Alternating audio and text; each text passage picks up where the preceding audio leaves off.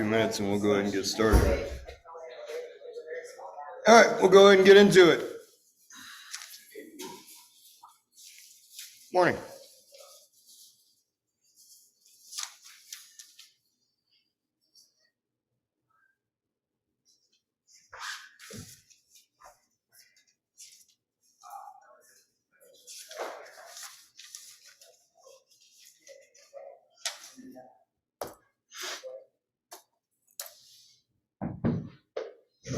You're kind of, you're reflecting on the weekend, a lot. Just thinking about stuff, and the past couple weeks have been busy enough that I forget to throw out my marbles. So it's like every once in a while now I'm batching, and it's like, oh fuck, I have 5 to get rid of. Here's 2. Something that was very steady and consistent on Mondays. I don't always know what day of the week it is anymore.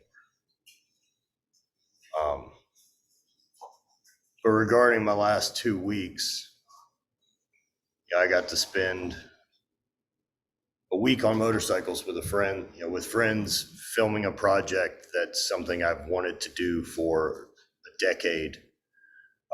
Connecting with them and seeing parts of this beautiful country that I haven't got to spend time in, while being very challenged and being very stressed. Good marble. That was a good one. And then this week with you guys, we've got back from that trip, and we spent a few nights with Harry and Tom and Cassie and the rest of our crew wrapping up the Airbnb to have that suitable for those guys to be able to stay in and kind of get that done. And another big thing kind of moving toward close that has been on the goal list for a long time is getting into real estate and getting Airbnb built. So another good marble. What I don't have at any point during those last 2 weeks is I've not been well rested. I think food's been okay, hasn't been the best, but oh well, man. Like, one of the things Bonnie and I kind of say to each other, because we'll have those times when we're traveling or doing what we're doing, and it's not like we will wrap this today and we get a moment. Bonnie and I are going straight to Denver. I don't know what day it is currently, but the 21st, we're going straight to Denver to help our friend pack, and then we're gonna acquire a bunch of her her furniture, and then drive it back here and store it in the basement until we have the next Airbnb up and running. And then we're straight into another trip. But it's what we love. And one of those things that we'll catch each other and say to each other is like, been tired before. And it's just like, tired is not really a valid thing. I'm not empty. I'm not stressed. I'm not broken and beat down. Like, I'm not looking for a way out of it. Like, I'm tired and exhausted, but man, I love the ride that it's on, especially because I built it. So one of the big things I guess I wanted to talk about with this and the weekend is just showing up, like what that is, and kind of a history behind it. I don't know how long everyone's been involved in my story. But looking at stuff back now and kind of picking it apart and reflecting, whenever, say something like this opportunity with Indian has come along, which has been incredible to get a chance to do this. But what steps did I take that didn't make sense that I don't get that opportunity from unless I chose? At some point while filming training for the Highland Games, I decided to record it. right? And so like where that started on YouTube, I mean, my YouTube channel has something like it has something like almost 1,500 videos on it. And since we started that YouTube channel, like I haven't had longer than a week break without a video going up. It's consistency, it's effort, and you get better at it over time. You know, and in that process, you know, I chose at some point in 2015 to film a series, travel show, Drift to Lifta, while I'm still competing. And again, while I'm competing and doing all this shit, no one I'm throwing with is into the idea that I have this camera there. Like, it's not like this was a welcomed thing into the sport. Like, everyone's like, what are you doing? Especially like you're going into a sport as, so my rookie year as a professional, you know, like with the old boys group, I took second place in the world at my very first event, and then I won. It's not the most welcoming crowd. You're another guy showing up taking cash. And now I'm filming it like, yo, I'm fucking obnoxious. But here we are, you know. I believed in it.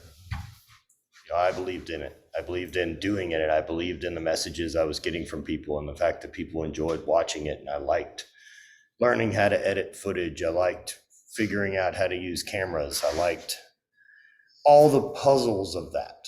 It gave me something else to focus on when the law of diminishing returns toward my sport weren't useful to train harder, right? Like, you still need to take breaks, but if I get bored, I get relatively self-destructive. And so I'm done trying to get better at being bored. I'll just find cooler shit to do.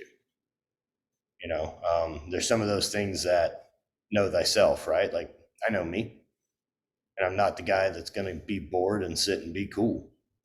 I'm going to fuck stuff up. So I may as well keep busy and keep fucking up stuff that's supposed to get fucked up. You know, traveling and pushing myself and doing these things. And back to where I was about showing up. Going to do that first Drift to Lifta thing, like that thing right there was, I think we spent almost $9,000 to film it. At this point, I remember looking at it on the flight with Brock. My Instagram following was like 12 or 1,300 people. And YouTube was about the same. So nobody, literally no one is asking for this content. I feel like I know some interesting people and that I should be sharing those conversations that I get to have with them. And that's where it started. And so I paid for it. Paid for it for 5 years. I just liked doing it. It was a rad excuse to get to travel with my friends and put this content on and talk to these people and meet them. But the more the showing up is like once I sat down the first time and I got to talk and spend time with Kelly Starrett, like that's the first time we met. Because I flew out to film him cold. It was on camera, we met. And then we made fun of him in the edit because he just fucking talks nonstop, which is a lot coming from me. And Kelly, we hit it off. We hit it off about furniture, and we hit it off about what he was doing with the stand-up kids and changing desks in schools. Like, you know, that he had spent the money to put standing desk in all of his kids' schools. Like, he's fucking showing up, right? And I knew that spending time with that, he was one of those first guys that I met that, holy shit, there's something different. Like this is a different type of person than I've ever met before. They have an energy and a power about them that isn't like other people I know. Whatever it is, I've always just described it as he has it. And I've met a lot of people like that. And from Kelly, like being around that, you know, and then Mark Bell at that time and other people I got exposed to, no one ever traveled to me. I went. And there's moments of that. There's moments of that feeling of it feeling like a one-sided thing or this and that, but it really depends on how well you maintain a relationship, right? And for me, I needed mentors whether or not they were going to be aware they were. I'll just keep showing up, and get what gold I can and try to be a good, useful, helpful guest and be a friend.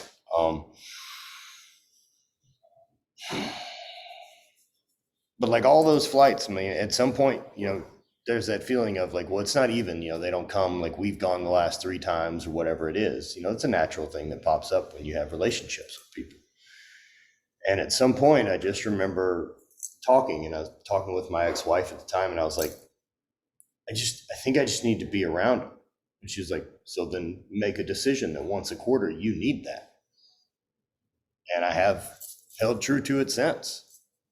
And that's grown, as more that I've met other people like that have had giant influences on me. Like, man, I go out of my way to spend time with them on a regular basis, whether that was early in my lifting career with, Jim Windler being a mentor and getting to spend time with that completely unreasonable lunatic, or Kelly, diving into throwing and spending time with that because it refilled. It's that showing up. Like if I don't decide to invest that money in myself of going to these trips and spending time with these people and learning as much as I can from this group of friends now that are spread across the country, I don't end up with the opportunities I have today. Like all those seeds got sown then. Like if I don't spend that money to record that stuff for Drift to Lifta, I don't get opportunities to work with companies I've worked with. I don't get, because that thing now turned into a resume of look what we can fucking do. We can do this with no help.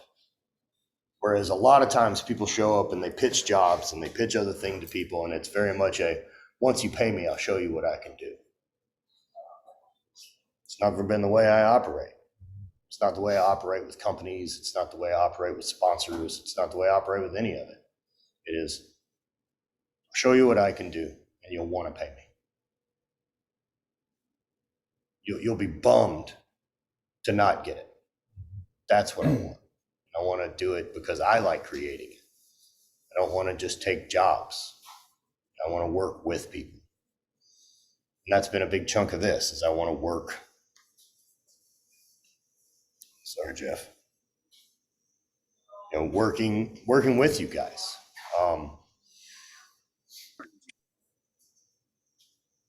Thanks for showing up. Some of you have been to multiple of these.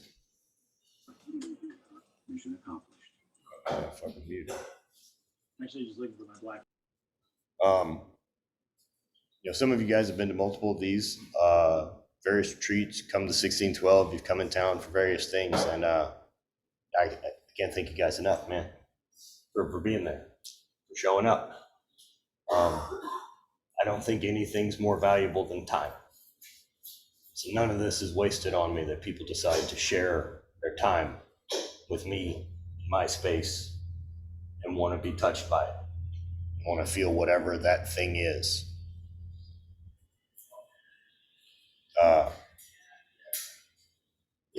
You hear it all the time. People talk about like, invest in you. And I think it gets really caught up in the ideas of investing in you in a financial way to get return to, whether that's real estate or whether that's going to be, invest in, pick you, man, invest in you, do things for you. And like, invest in skill acquisition, learn new things, learn how to do new things, be around other people who do shit you don't know how to do.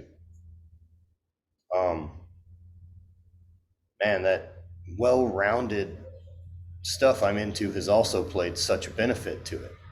Of what's got here is that my interests are very, very vast.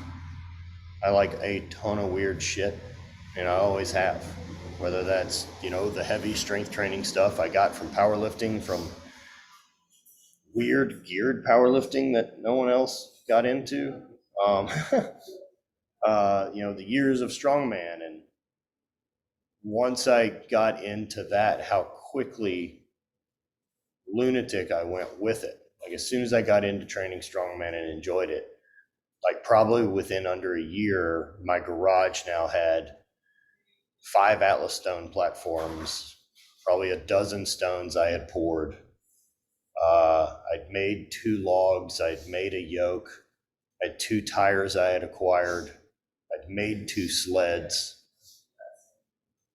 and I made a circus dumbbell. Like no one sold any of this shit at that time, and also we didn't have any money. I had a friend who had metal. So make it heavy enough. It's basically strongman equipment. It's great. But that was investing in me, and like that was the first time that I realized that like we had a training group of strongman guys that would come over to the house and lift on Saturdays. We would just run events and do stuff like that. And that was the first kind of new community I remember being part of that wasn't guys I knew from college or guys I drank with or friends that were doing that. It was all very whole new people, and those people never cross paths. And okay, I have 2 separate groups of friends. This is great. Someone's always doing something. But finding that community in those guys was great. You know, a group that was focused on something else, whether that was the lifting or being obsessed with it. And we all got obsessed with it. We all were stoked on the history of it and what old lifts used to be and where things originated from. And that's what got me into the idea of why it was so exciting to go to Iceland to compete. Like the first time I went to Iceland, like I know what was happening. I'm going to go throw, and then I'm going to go to put my hands on the Husfeld stone. I'm going to go put my hands on the stones at the beach in Drittvik because I don't know that I ever get back. Meanwhile, I've been back. Those things, man, like I had to know, like those are the obsessions that, like, as soon as I knew about those things, I don't ever remember talk about like one day or what if. It's I'm going. It's happening. You know, and I think how you speak, that impeccable with your word, right? Like, be careful what fucking spells you cast. Like, and how you use your words and what talk that there is to it, right? Like, yo, if you want to go do that, start saying when. Don't say if or one day, just say when. I'm fucking going. You can always not go. It doesn't make any fucking difference. But why give yourself the out on the front end? Like, why not manage your vocabulary better? No, why not manage the way that you speak to you? You know, and that more showing up, right? Like, you know, one of the beauties that I've loved watching this group, right, is that there is accountability, that people are getting it, and that everyone who chimes in with a thing, it's very rarely a woe is me. It is very much a you can do this. You've created it. You've got to be the one to solve the problems and figure it out. That you're going to have to show up for you. You know, it's one thing to show up for other people because you get energy. You know, you can feed on this group and this environment, and it's really interesting that you can come to something like this and get throttled and tired and exhausted, but you're not empty. You're still filled. The machine's tired. A heart and brain, very, very good though. And you know, learning how to show up for yourself and get fulfilled by it is tough. And it takes a lot of work, and it takes a lot of honesty with yourself of knowing what it is we really want. You know, and that we're going to be willing to show up. You know, it's all the little things. We talked about the hot and cold stuff. Those tools I've been very, very stoked on, and getting to share that with you guys has been incredible. You know, I first got introduced to hot and cold stuff in about 2016. Again, I had traveled out to go spend time with Kelly, and he had a sauna and had an ice tub that was this plastic Japanese soaking tub, about this big, and it's inflatable. And we would walk down to the store and buy 4 or 5 bags of ice and carry them back to his house and dump them in there. And then we would do the sauna and get in the cold tub. And then we'd go to bed. And I remember like, fuck, I slept good. And that was kind of my first experience to it. And that's kind of been on or off part of my life since 2015. You know, now looking at stuff and it's like, fuck. There's a lot of consistent stuff that's shown up for a long time once I found it. And I guess where I'm going with that is, you know, weekends like this, it's a lot, you know, and what you get exposed to here with breath work, whether that was the up regulation we did at the end of the breath work with Josh, the down regulation we did on the front end, or the sound healing and being able to use that down regulation in combination with something like that. These are tools.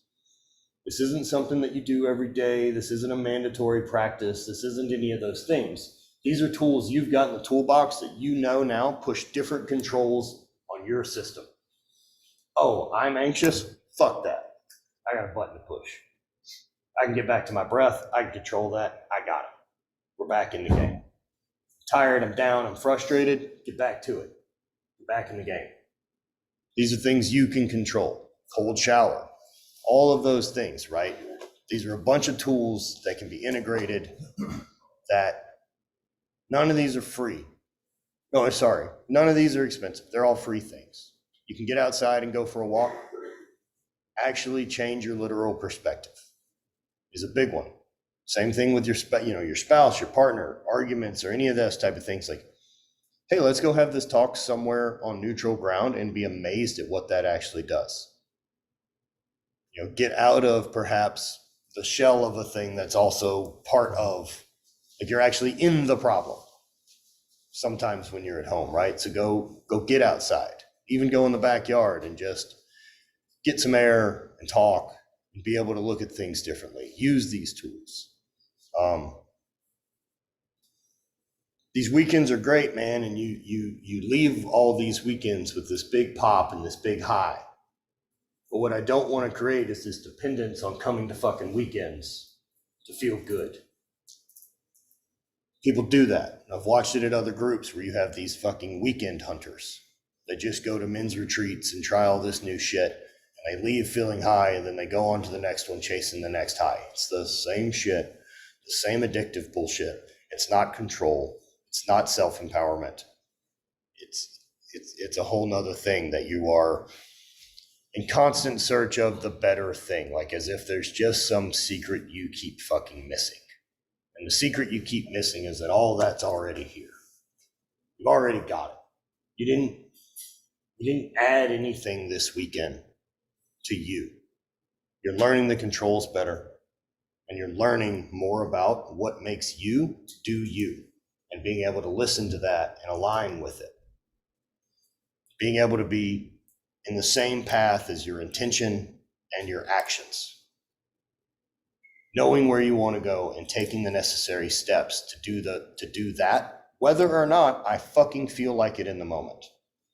You know, being here and committing to doing the cold every day that I'm in the gym or that I'm home. Man, there's days. I remember, you know, typically I can get it done in the morning and it's great. There's some days just day gets away from me, and next thing I know, it's 6 or 7 p.m. I'm up here and like, fuck, I'm done. I'm ready to go home. I'm like, grab my bag and walking out the door. Fuck you. I caught you. Where are you going? It's one thing if I'd have made it out the door and didn't think about it, right? But I thought about it. So to walk out of the door now, you got to say it's not important. Say it doesn't matter. Say you're not that interested in getting better. Say it. Be good with it, because that means it's true. Go get in the fucking tub. You got 3 minutes? Yeah, I do. Also, the amount of things I'm willing to do to get better, sitting fucking still and doing nothing, I'll take it every day of the week. That's so much easier than flying to Costa Rica and drinking fucking dirt water and having fucking visions and feeling weird and throwing up. I will happily sit in cold occasionally. I'm willing to do both. I'm interested in all tools, you know, and for me, I've never been a guy that's going to take someone else's advice on it. I'm an experiment. You know, I think that's part of why I feel such connection to space stuff and astronaut shit is like, I'm willing to go in and voyage and adventure there to report back of what's useful. What I found helped me. Doesn't make it right or wrong. It's just my own personal thing. But if I find some shit that helps, man, I'd like people to know it's out there. Because you know, the standard life route didn't fit. It didn't make any sense to me. It didn't make sense to be comfortable. It didn't make sense for me to. I don't understand that hearing from, you know, my parents or whatever it was that like I had things I wanted to do or dreams, and it was always like, well, you can do that then. What the fuck do you mean then? I have to wait? There's some permission time that I get that I'm allowed to go start fucking trying to do fun things instead of spend all day at a thing I don't enjoy doing to make money to afford a place that I'm not at all day? What the fuck am I doing? And so once, you know, hate kind of took off, that was it, to the races. And didn't mean to happen. None of that happens without me starting talking to that fucking video camera, walking around with the camera, being uncomfortable, no one gives a shit about. It's a real life that's fucking cool looking at 10 years down the road of where it's got. But it takes 10 years to be good at anything. It took me 10 years to be good at that life the way I like to live it. This is not a quick change. There's some things that accelerate it, and that's for, you know, your own experimentation, you know, especially stuff like with the cold. I mean, man, I test everything. I've tried the intermittent fasting. I ate nothing but fucking red meat and salt for 8 months. Why not? I want to know. Being able to do things you don't like doing for a long amount of time is really a useful skill. You know, especially if you know that you're doing it for more intangible reasons than fucking money. I know at this point, money's not the biggest motivator for me. I will happily walk away from it to not have to do shit I don't want to do. I will buy away inconvenience. I will spend money to not have to do shit I don't want to do. You know, that is where I find the biggest value of that tool too, is things I don't want to waste time on. Because if I can say like, oh, one of my goals is, there you go. One of my goals, I want to learn Spanish. Failed at it miserably in school. I even got, I think LSU hooked me up, I think mostly because of being an athlete, hooked me up with a test, and then that determined I have a learning disability when it comes to foreign language, and I no longer needed them on my degree. Seems legit. But fuck that. I think I can learn it. Look, I don't need to be able to write essays. It's never a thing that's going to come up. I won't have to do any 1612 or Monday motivations in Spanish. I can hire someone to help that if things get to that point. But being able to travel and be in other countries and be able to communicate and blend in better, yeah. Yeah, I'd like that. I'd like to be able to understand them better than them having to frame whatever their ideas in my vocabulary. So, as to kind of wrap this up, and we'll start kind of chatting a little bit about the weekend. Integration is the big one. You know, otherwise you're just going to be chasing these highs, and then you're still dependent on someone like me to host a thing for you to feel it. You have access to all these things. And so integrate. Take time to put something from this weekend into practice immediately.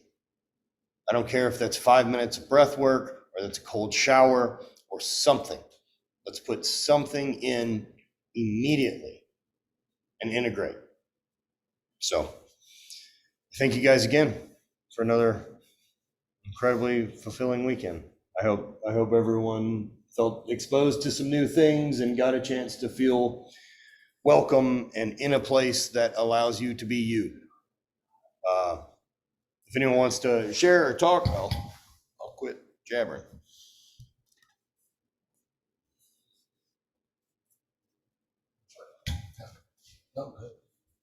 I'll share a couple things. So just listening to everybody and then listening to what Matt's talking about right now. So showing up.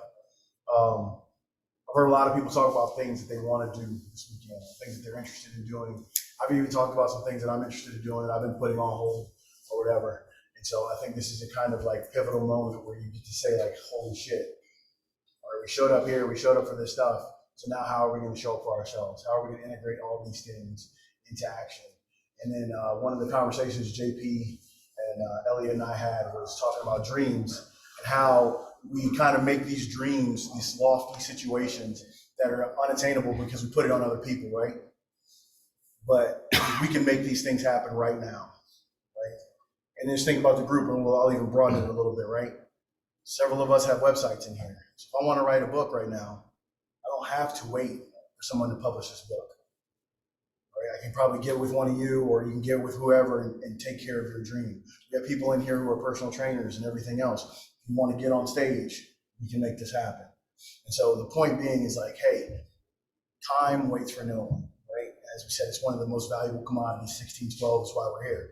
So we know time is running out. So instead of waiting for tomorrow or waiting for the next day, I would say let's all figure it out and start making those steps today. I know what the steps are for me, what that looks like. I think Elliot knows what his steps are, and that's what I think we're here for. The other part I want to talk about real quick is Matt was talking about all the tools you use, and we had these really good days. I know I kind of am like the journaling guy, right? So next time you have a super high day, write down all the things that made you feel the way you feel. Right? Replicate as much as you can, when you need it. Right? Because it's one thing we talk about, hey, breath work was good, and I know it's this, and down regulation that, and up regulation that. But if I can start piecing it together with like, hey, it's time to go to bed, I did it, and this is how it worked. Now it becomes that ingrained button, right? It's the thing I know I can hit. Okay, holy shit, it's 10 o'clock at night, and I'm still hyped up. It's time to go down. So just think about those things as we're kind of wrapping up here. I have a thing I talk about all the time. It's called the boatman, right? If you're familiar with the old story. So the boatman will come for all of us one day, right? And my goal for you, for myself, is that you put up the hardest fight possible. Maybe he rethinks that this is the day, right? And that you earn every regret that you have. I'm convinced that you don't get a life with no regrets. I'm convinced of it. What I am convinced of is you can earn the regrets and be like, holy shit, I tried my hardest. Maybe I didn't come out with a championship. Maybe I didn't come out with the thing I started for, but I got it done in the best fashion or best way possible I could do. So that's what I would want to end with today from you, at least, is like, the boatman is coming. Please earn your regrets. Please show up for yourself and give a little bit. Yeah, I try to keep on top of it too whenever I'm journaling, but tomorrow's week 1287. That's what I got left. Be aware, right? Like that's a big part of these weekends, right? And a lot of what we're doing with the breath work or any of those type of things. And while these are tools that are going to allow you to alter your states, what it also is you're building awareness. You're being able to listen more to you, to the machine, to be able to listen to more what it's saying. And not only that, be able to hear what it needs. You're like, I get it. It's easy in training, and most of us, especially coming from, a lifting background with string sports, that don't always listen. Fuck it, program says this, we hammer through.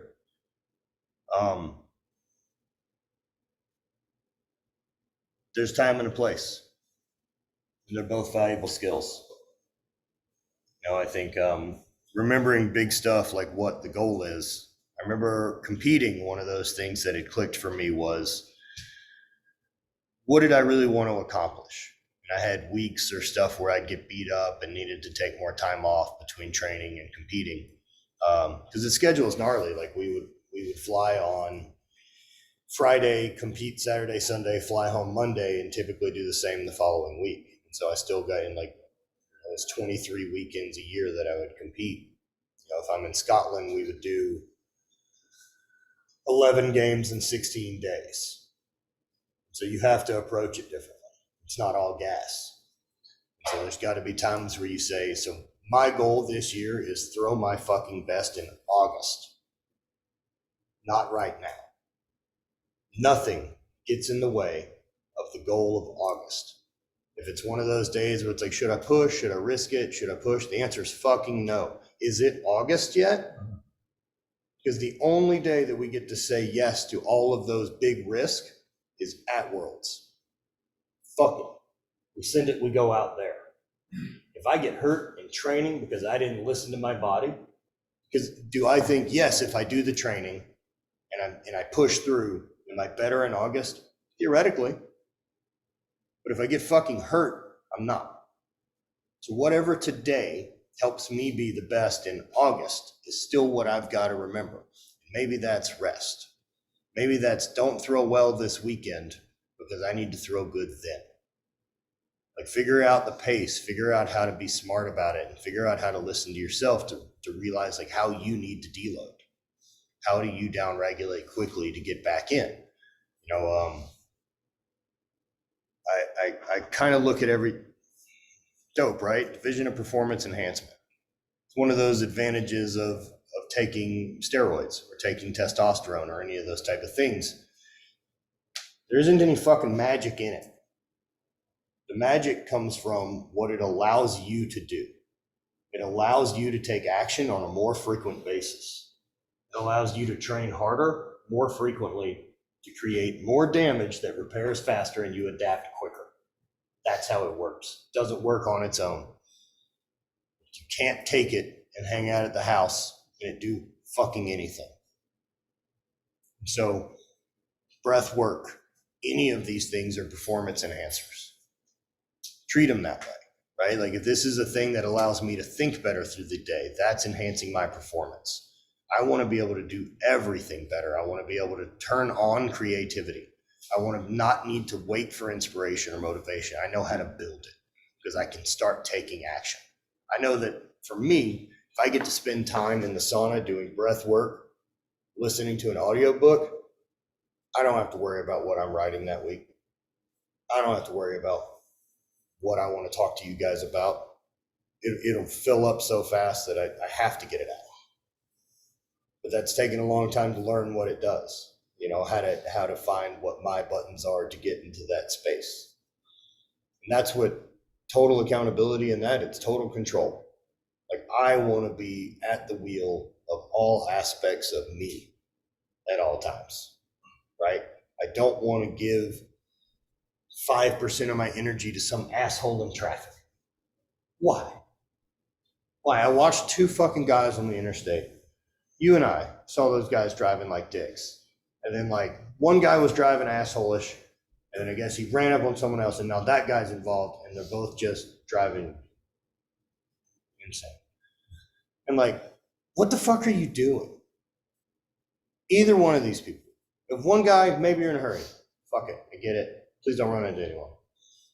Now the other guy, like these two are never going to touch each other, right? So what are you doing?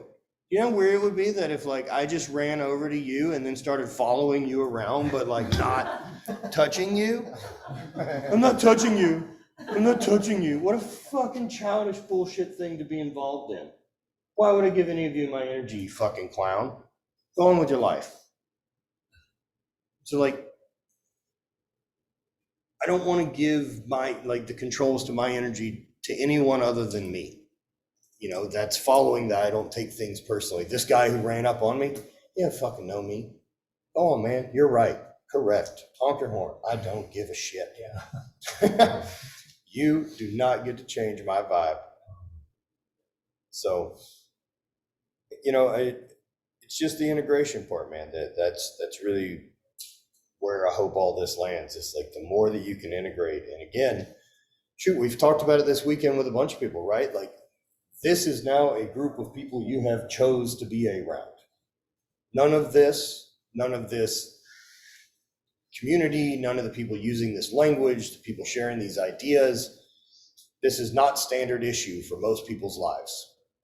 So if it's something that feels right, lean into more of it. Find more people. Start reading more books in that realm. Start just obsess and see where it leads you. Some of it's bullshit, man.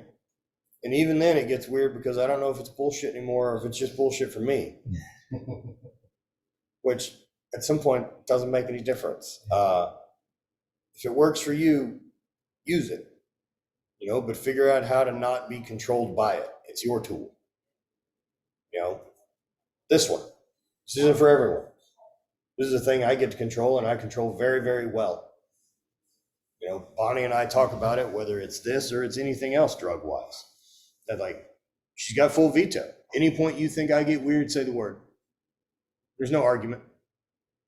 If anytime you think I'm getting out there, trying stuff, she wins. Because she'll never pull the brakes unless something's actually up. It's not selfish, it's not weird, it's not concerning her. The data is, my job's going well, our relationship is going well, I communicate well, I'm not late for shit, I don't avoid problems. So point to me a metric where this has been a negative for me. And it's a tool. It allows me to not get caught up in other things. It allows me to manage pain better throughout the day. It allows me to kind of stay focused and more creative. It allows me to not realize much is outside of these walls if I don't want them to be. Building your own universe is what I want to talk more about over the next couple weeks. How important it is to have a space that's yours, that fills you up. So, as I interjected, anyone else want to talk about the weekend? Couple observations from first time to this time. First time was a lot of figuring out, I think. And then this time was a lot of, all right, what do I do with that now? Right? So there was a big propulsion from a lot of sorting out the first time to a lot of conversation now being what got it, but now what do I do with it? And I think that was the thing that came up for me in a couple conversations I've had with people in the past is there's a lot of times when we say stuff and you say it out loud and you say, oh, it sounds so simple now that I say it. And then what happens is when you're having these conversations, whether it's here when we're all together or whether it's during the Zoom calls or phone calls or texts or whatever, is that all you need to say something out loud like, I've been thinking about maybe doing that, or I've been thinking about maybe doing this. And JP looks at me and he just nods his head yeah, sure. Why wouldn't you do that? And then I'm like, oh, okay. As opposed to somebody being like, wow, that's crazy. You're thinking about doing that. So when you just say something out loud and somebody's like, right. And that small bit of affirmation that someone's like, yeah, of course that makes sense that you would do that. That's a good thing. That says a lot more than somebody being like, whoa, that's wild. What a brilliant idea that is. That's crazy, dude. You should do that. It's so much more impactful when someone is just affirms a thing for you just quickly and organically. And that's the kind of stuff that you have that happens through these conversations. Again, whether it's here in person or whether it's in other ways. That's a big thing about communication, man. So that's why, whether it's on the calls, whether it's just talking, whether it's putting out ideas. I mean, that's my favorite part of it, dude, is hearing stories and seeing people say stuff and watching people's faces on calls and all that kind of stuff and seeing the way people organically react to things. That you got to do it. You got to do something. You got to choose. You got to do something different. Right, Dave? You got to do something different. Otherwise, it's going to be the same thing it has been. And wait for that somebody to say, right? And then when they say it like that, they're just like, yeah, that's what you would do. Why wouldn't you do that? And then you're like, that's the thing. And that's how it happens, is through conversations. I mean, I don't know when our next meetup is. It's way too fucking hot here anymore until it's cooler. But I've got some ideas I'm kind of batting around with the group for different types of meetups. I love doing this, and I like having these meetups that are not additional cost, right? That we can just get together and hang out for the weekend, whether we're having something a little more formal like the party we did or any of that. But we're also talking about wanting to do more heavier weekend work, right? So like, a smaller group of people rent somewhere else, and then everybody be together and kind of have a really focused thing and make sure I'll take care of it with my end of getting it. We'll get us catered and all that, and just figure out what that is. And whether that is an intensive weekend on one subject, an intensive weekend on old wounds or relationships, or if we want to talk about business, if there is interest in that, if there is interest in those other things, like putting together this intensive weekend, and I'll bring in some people to come and talk. But yeah, this can keep evolving the way it is. I really appreciate all of you. I really appreciate everybody who's been part of it, man. Jeff says his house is always open in Canada. Thank you, Jeff. See you next week. Yeah, that's cool. Tuesday.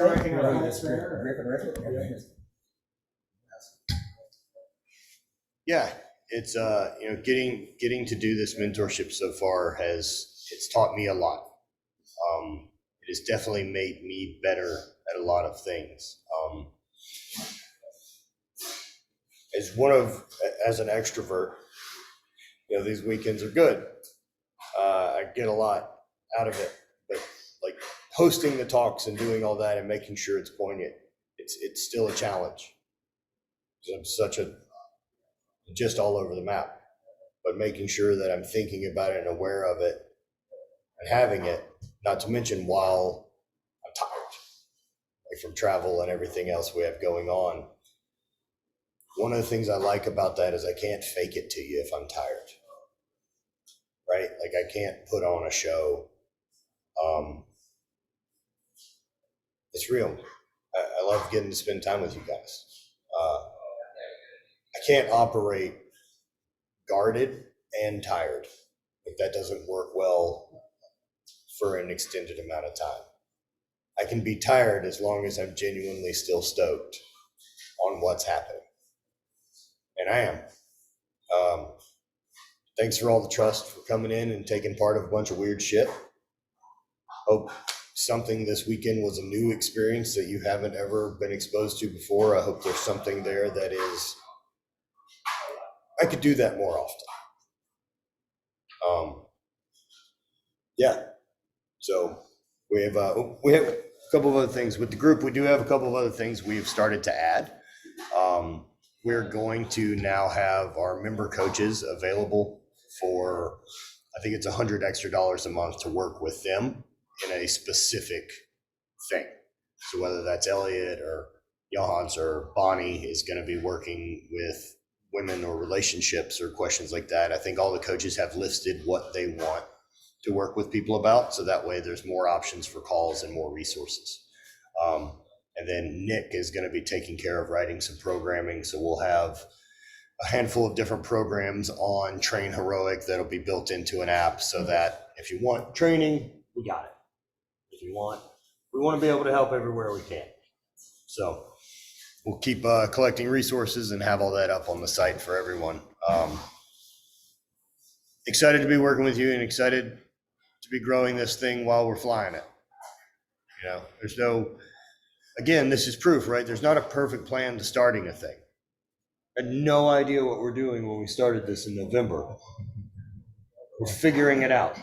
So if you think you have to have it figured out to start, stop doing that.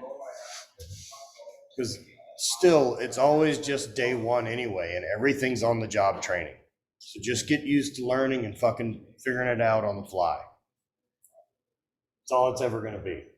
So thank you guys who were on the call, and we're going to get ready for Sunday service.